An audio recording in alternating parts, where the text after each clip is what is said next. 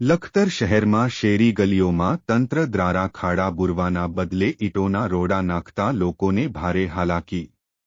લખતરની અનેક શેરીઓમાં ખાડા પડેલ હોય લોકોએ અનેક રજૂઆતો કરતા તંત્ર યોગ્ય સમારકામની બદલે ઈંટ સિમેન્ટના રોડ નાખી દેતા લોકોને ભારે હાલાકી।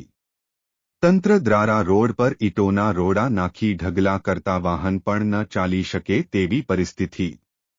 લોકોએ આક્ષેપ કર્યો કે કાગળ પર આ વિસ્તારમાં બ્લોક નાખવાના મંજૂર થઈ ગયેલ છે, પરંતુ તંત્ર નક્કર કામગીરીને બદલે ખાડા બુરી સંતોષ માને છે। હાલો આયા બ્લોક પાથરવાના મંજૂર થઈ ગયા હતા, બ્લોક આયા નથી અને હાલમાં શું નાખી ગયા છે? ઈંટોના રોડા નાખી ગયા છે। એના હિસાબે માણા પડે એનું શું કરવાનું? આ ક્યારે નાખી ગયા? અત્યારે જ નાખી ગયા।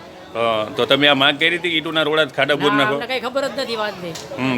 તો પછી હવે તમારી સરકાર આગળ શું માગણી છે? અમારે તો આ બ્લોક આવવા જોઈએ અહીંયા। ઢેકારા નાખી ગયા કે આમ ગઢા માણા હાલી નથી શકતા તે હમું કરી જાયજો। લો આ ક્યારે ઢેકારા નાખી ગયા? અત્યારે તમે કોઈ માંગ કરી હતી કઈ ખાડા છે ઢેકારા નાખી જાવ? ના, એવું નતું કીધું, માટી જરાક નાખો કે તો ખાડા બુરાય પડવાના હોય। તો હવે તમારી શું સરકાર આગળ શું માગણી તમારી? શું આ સારું કરે એ બીજું શું કહેવું? તો એમને આ રોટા પાણા નાખી શું એ બૈરાને પાડવાના જ છે ને? કેટલા બે ડોસીમાં પડી ગયા અત્યારમાં લો। અને અમે કીધું બ્લોક નાખો તો બ્લોક આવતા નથી। આ રોડ મંજૂર થયેલો અટકાઈ ગયેલો છે, ક્યાં અટકાવો એ અમને ખબર નથી, બરોબર? એના એમને કહે કે રોડ પાસ નથી થયો, પાસ નથી થયો, તો પૈસા ગયા ક્યાં એના? એટલે હું એમ કહેવા માંગુ કે અહીંયા લગી અમારે રોડ જોઈ, રમી શકે, છોકરા નાના પડે, ડોસીઓ પડે, બધા ક્યાં જવાનું અમારે? હું તો સ્ટાર્ટ બોલો।